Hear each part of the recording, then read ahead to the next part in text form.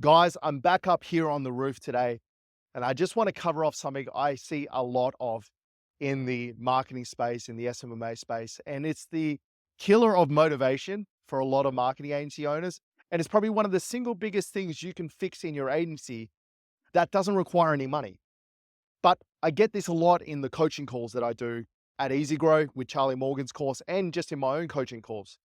Clients are not happy with what I'm doing, or the clients are upset with what I'm doing. And when you peel back the layers, it's generally because of one thing. So for those guys who don't know who I am, my name is Jimmy. Everyone calls me Uncle Jimmy.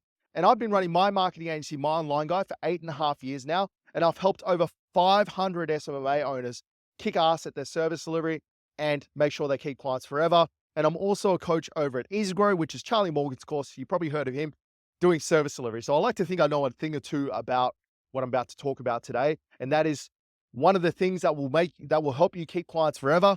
And that is setting expectations. It is the one thing that a lot of agencies don't do well, and it's the one thing that bites them in the ass again and again and again. And I'm not exaggerating when I say that 30 to 40% of the problems that people come to me with can be solved by setting proper expectations with your clients. A good example of this is people when they come to me and they're like, "Oh, Jimmy, my client's not happy." And when I ask them, I'm like, why are they not happy? Oh, they're just not getting enough results. And when you peel back the layers, they're getting really good results with their ads. They're getting a 10% conversion rate, say, on their ads. But it's just because the client expects things that aren't possible from ads. Now, as an agency owner, you can't blame the client for thinking that if they have no idea what Facebook ads can and can't do. And that's why it's your job to set proper expectations with them. It's arguably the single most important thing you need to do as a marketing agency owner is sit down with your client and lay the law of the land down. So some of the things you need to be doing in your onboarding phase is not just worrying about getting their details and what services they do. You need to sit down and set expectations.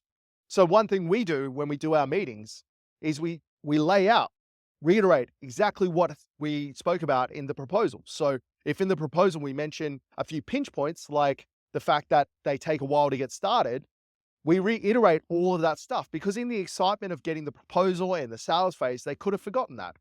So let me cover off some of the things that we cover off in our when we set expectations for the agency at My Online Guy. The first thing we set expectations of is communication. How are we going to communicate and what is acceptable and unacceptable from a communication standpoint with the client? Now, this goes two ways. This will be how we communicate with the client and what their expectation should be of how often we're going to keep them updated. So for us, we're sending Loom videos once a week while we're setting up, and then we move to once a month. We make sure that the client understands that, they understand why we're doing it and why it's valuable to them. And then we also let them know how they can get in touch with us. So a lot of agency owners, they get stuck in this loop of their clients pinging them any time of the day, 7 days a week, midnight, and expecting an answer. You need to set the expectations with the client that that's not acceptable. So we go and tell them that we have these formal lines of communication. You will get an answer within business hours. If it's not urgent, you'll get an answer the next day. That's all good and well.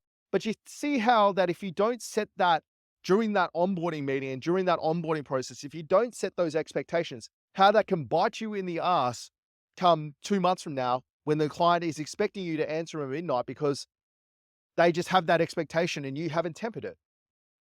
Another thing we cover off in our onboarding sequence for expectations is timeframes and timelines.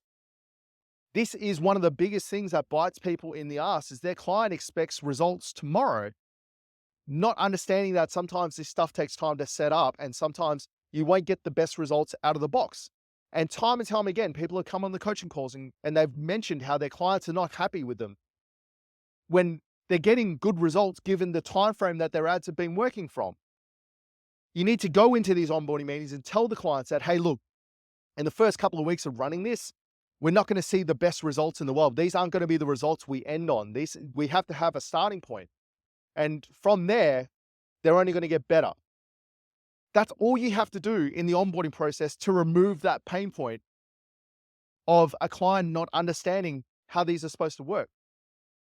the next thing you need to set expectations wise with your client is the definition of what quality is. This is generally the biggest mismatch between you as an agency owner and your client, is the definition of quality and definition of what is success when you're working with them. So a lot of agency owners are too scared to have this specific conversation with their clients, yet it will make the biggest impact on your stress levels and your retention of the clients. When we have our meetings with our clients, we run a lead generation agency, so we just get leads for our clients. We make a specific definition of what a quality lead is. And for us, a quality lead is a lead whose email doesn't bounce and whose phone number is legitimate. That is the definition of a quality lead for us. Now, some people have different definitions of quality lead. Some people will do some light qualification and get some more information from them. That's perfectly fine as well. But you need to set those expectations with your clients. It's why we don't have high churn rates, is because our clients know going in that our job is to just get them the leads and get them volume. And we charge a lower retainer because we're not doing the initial qualification. They understand that because we set expectations. If we didn't have that meeting, then their expectation is going to be set to whatever it's set to, and your expectation is going to be set to whatever it's set to, and very rarely do they meet because you don't have the same experiences. And so if you were to do those three things with this final thing, you would eliminate 99% of the things that I see as a coach of SMMA owners that get them stuck. And the final thing is dispute resolution and opening lines of comms and making the client understand that no problem is too big that it can't be fixed. One of the biggest killers of retention of clients and one of the highest causes of churn is clients feeling like they can't communicate their issues to you. So they end up getting to this point where they just give up. Now, we don't really have that because I make a conscious effort with our clients to tell them that no problem is too big. If there's anything you're not happy with, if there's something that's a little inkling in your head that needs to be addressed, then my door's always open. My lines of comms are always open. Talk to us. There's nothing we can't fix. I believe, and I have no evidence to back this up, but I believe just opening that door and getting on top of spot fires is the reason we have such a high retention, amongst other things, but that's the single biggest reason. I have clients that will come to me with little niggly complaints. Oh, Jimmy, I'm just concerned about the fact that our lead volume has slowed down. They are only comfortable doing that because they know that I want to hear everything, right? And it allows, every time the client communicates one of these little concerns, it allows me to address it as an agency owner, and it allows me to make sure I can stomp on that small brush fire before it becomes a raging bushfire that can't be controlled, and having a client that is just jaded with me, that sees the only option is flicking me for another agency.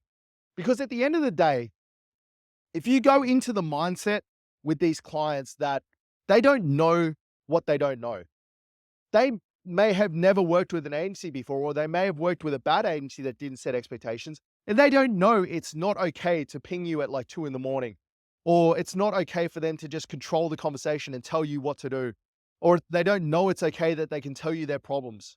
They may not know that. So you can't expect them to know that. They can't read your mind, and vice versa. So the only way you can do that is at the first point of contact, when they've signed the dotted line and you got the sale, is sit down and spend a disproportionate amount of time, make sure that the clients understand their expectations of you and your expectations of them. That is when you lay it all on the table, make sure all the I's are dotted and the T's are crossed, to make sure that you start your relationship on the best possible terms. Because trust me when I say, one of the biggest issues in this space, which is churn and retention, can kind of be solved with setting expectations from the very start. So guys, hopefully you found this helpful. This was a little ad lib. I just wanted to get up here and catch some air, to be honest. And as always, if you want to learn more about what I do, you can look at my school group in the description and join that. It's completely free. You might even be interested in joining my paid program. But guys, thank you so much. I'm Uncle Jimmy, and I'll catch you in the next video.